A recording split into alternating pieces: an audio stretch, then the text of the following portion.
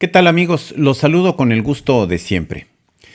Las campañas electorales de este año en México han hecho que se multiplique una pregunta que considero importante. ¿Qué tanto influye o puede influir el temor en la decisión de los ciudadanos para votar por tal o cual candidato o abstenerse de ejercer su derecho? El temor es parte natural de la condición humana. Surge principalmente por falta de información y en última instancia de conocimiento. Y es un factor de control o encauzamiento social muy utilizado desde siempre. En general, los temores se disipan cuando se entiende cómo y por qué ocurren las cosas.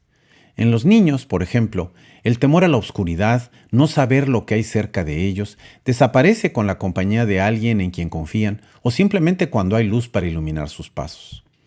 En los adultos, el temor a una persona cuya piel, lenguaje o ideas son distintas a las propias puede dejar de existir cuando hay conversación, encuentro de miradas y de ideas, reconocimiento de la dignidad humana compartida, aceptación del otro diferente, pero igual a mí. En ambos casos, la fuente del temor es el desconocimiento.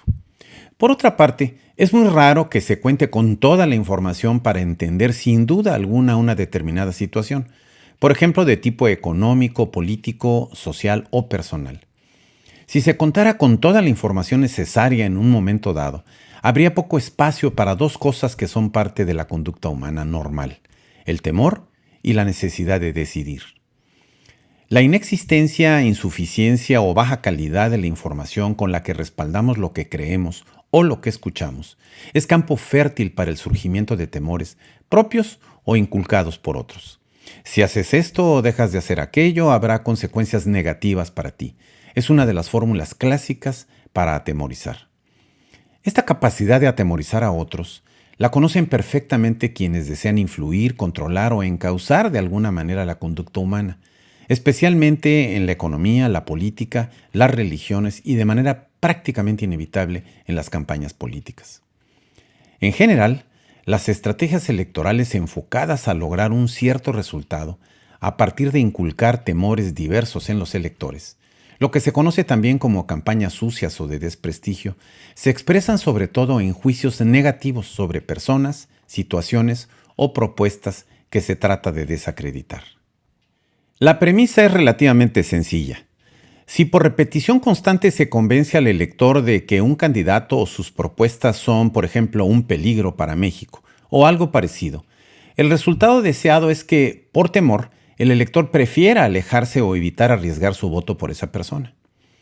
Otro objetivo de una estrategia apoyada en generar y repartir temores es poner el reflector negativo sobre el adversario, es decir, lograr que el elector se mantenga más atento a todas las razones por las cuales no debe votar por un cierto candidato y consecuentemente dedicando menos tiempo a los defectos y limitaciones precisamente de quien está tratando de atemorizarlo.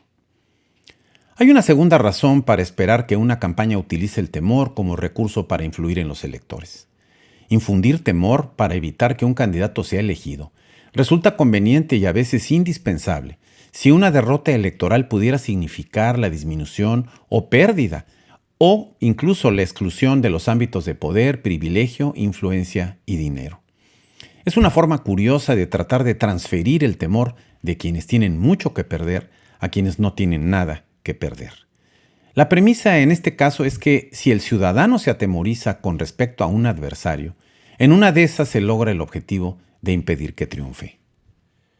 La fuente principal del temor y por tanto de las estrategias basadas en esta condición emocional es la falta de información o tal vez la falta de voluntad y decisión para acreditar las fuentes de información a las que se tiene acceso, principalmente en las llamadas redes sociales.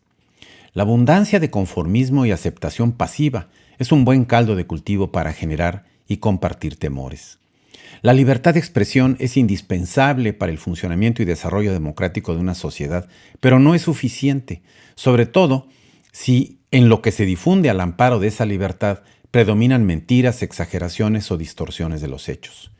La pelota, pese a lo que pudiera pensarse, no está en la cancha de los partidos políticos, por la sencilla razón de que quienes dirigen estas instituciones y muchos de quienes militan en ellas consideran en general que lo mejor es mantener la posibilidad de atemorizar al electorado y por esa y otras vías poderlo controlar, encauzar o manejarlo a su favor.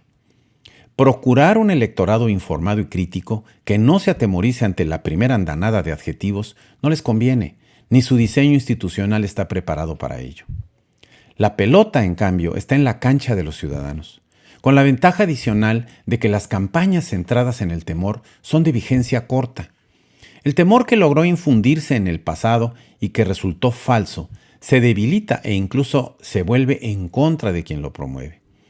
La elección del próximo mes de julio en México parece cargarse cada vez más hacia el lado del hartazgo y no del lado de los temores. Esta circunstancia reduce el margen de éxito de campañas enfocadas a generar temor, pero no lo elimina, sobre todo para los electores. Y, desde luego, poco resuelve para el país. En el momento actual de la democracia mexicana, tan inconveniente es elegir por razones de temor como hacerlo por razones de hartazgo, si no hay de por medio el compromiso ciudadano de exigir resultados y desarrollar la capacidad ciudadana que tanto le hace falta a México. Gracias. Espero con interés sus comentarios de retroalimentación y la oportunidad de encontrarnos nuevamente en otro apunte en perspectiva.